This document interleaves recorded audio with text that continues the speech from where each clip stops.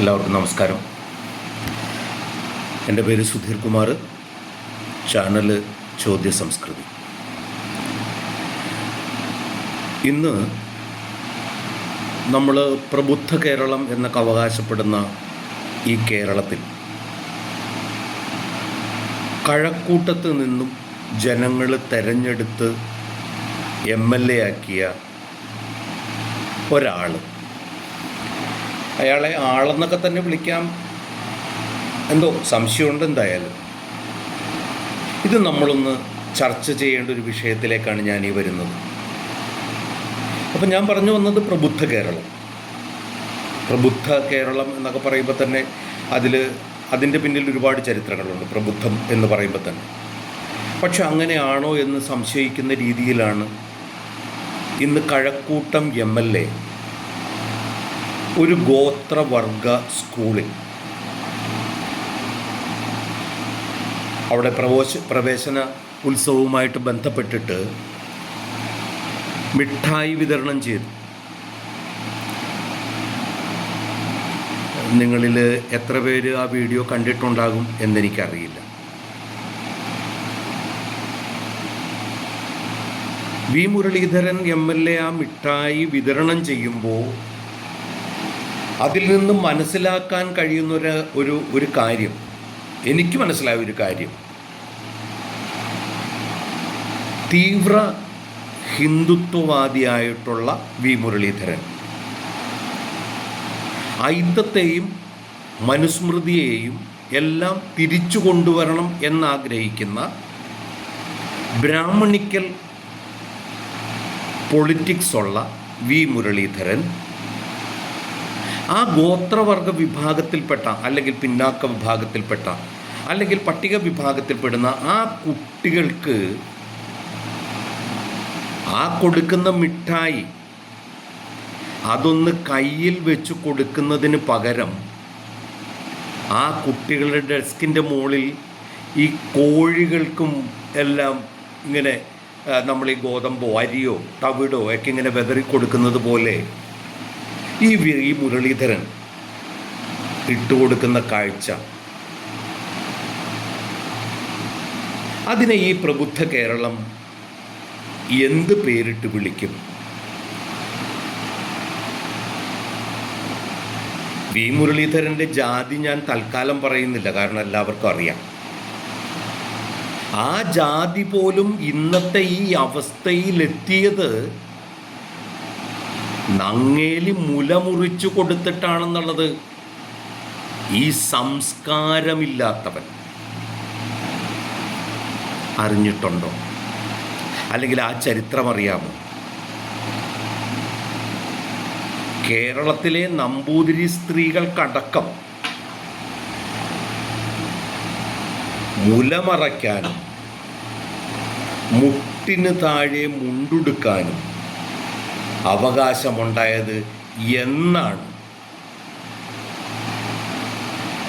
ബ്രാഹ്മണ സ്ത്രീകളായിക്കോട്ടെ, നായർ സ്ത്രീകളായിക്കോട്ടെ, ഈഴവരായിക്കോട്ടെ, അതിന് താഴെ എന്ന് പറയുന്ന, മറ്റുള്ളവർ പറയുന്ന ഈ സ്ത്രീകളടക്കം, ഇവൻ്റെ അമ്മയും പെങ്ങളും മൊത്തം വരുന്ന ആ സമൂഹത്തിന് മുലമറച്ച് നടക്കാനുള്ള സാഹചര്യം കേരളത്തിൽ എവിടെ നിന്നുണ്ടായി, ആ നവോത്ഥാനം എവിടെ നിന്നുണ്ടായി എന്ന് ഈ പറയുന്ന, സത്യത്തിൽ ഇവൻ MLA ആയിട്ട് തുടരാൻ യോഗ്യനല്ല, ഇവൻ രാജിവെക്കണം. വി മുരളീധരൻ, ഇത്രയും വലിയ ഐത്തം കാണിച്ച വി മുരളീധരൻ തൻ്റെ MLA സ്ഥാനം രാജിവെക്കണം.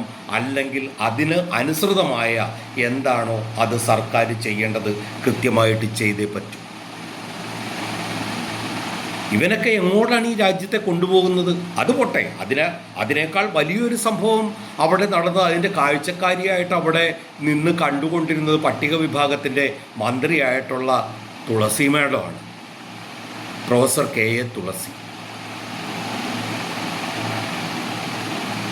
ആ സമയത്ത് അവർക്ക് പ്രതികരിക്കാനായിട്ട് അവരെ കൊണ്ട് കഴിഞ്ഞില്ലല്ലോ. കേരളത്തിലെ പട്ടിക വിഭാഗത്തിൻ്റെ ഒരു ശാപം അത് തന്നെയാണ്. പ്രതികരിക്കേണ്ട സമയത്ത് അതിനെ അന്തസ്സോടുകൂടി, നട്ടലോടുകൂടി പ്രതിരോധിച്ചിട്ടില്ല അത് പ്രതികരിച്ചിട്ടില്ല എന്നുള്ളത് ഇന്നും ഒരു കുറവായിട്ട് കേരളത്തിൽ അവശേഷിക്കുമ്പോൾ വി മുരളീധരനെ പോലെയുള്ള വർഗീയവാദികൾ, അങ്ങനെ തന്നെ പറയാമല്ലോ, വർഗീയവാദി, ജാതിവാദി ആയിട്ടുള്ള വി മുരളീധരൻ ഇത്തരം കാര്യങ്ങൾ ചെയ്യുന്നതിൽ എന്താണ് തെറ്റ്? അയാളുടെ അജണ്ടകൾ, അയാളുടെ പാർട്ടിയുടെ അജണ്ടകൾ, അയാൾ ഹിന്ദുത്വത്തിൻ്റെ രൂക്ഷമായ അജണ്ടകൾ അയാൾ കടത്തിക്കൊണ്ടുവരുമ്പോൾ ഇയാൾക്ക് വേണ്ടി വോട്ട് ചെയ്തിട്ടുള്ള SC ST വിഭാഗത്തിൽപ്പെടുന്ന ആ ജനങ്ങൾ അവനൊക്കെ തലയിൽ കൈവയ്ക്കാൻ പോകുന്നതേ ഉള്ളൂ. BJPയുടെ വളർച്ച ശക്തമായി വന്ന കാലഘട്ടത്തിൽ, ആ കാലഘട്ടം മുതൽ, അല്ലെങ്കിൽ അതിനേക്കാൾ മുന്നുള്ള ചരിത്രപരമായ കാലഘട്ടങ്ങൾ ഉണ്ടാവുന്ന ആ സമയം മുതൽ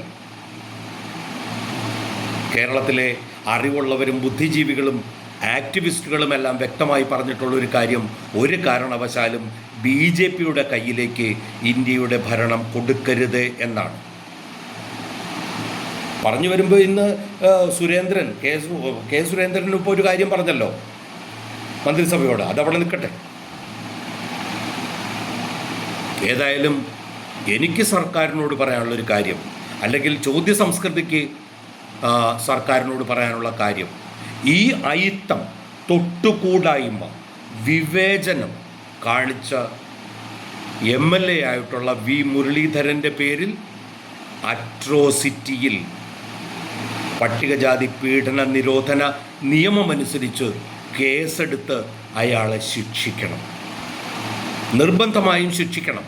ഇനി അങ്ങനെ ശിക്ഷിക്കാൻ കേരളം തയ്യാറായില്ല എങ്കിൽ കേരളത്തിലെ പട്ടിക വിഭാഗം എന്താണെന്ന് കഴിഞ്ഞ ഏപ്രിൽ 28 കേരളം മനസ്സിലാക്കിയതാണ്. ഒരുപക്ഷെ കഴക്കൂട്ടത്തും വി മുരളീധരന് പുറത്തിറങ്ങാൻ പറ്റാത്ത രീതിയിൽ ഒരുപക്ഷെ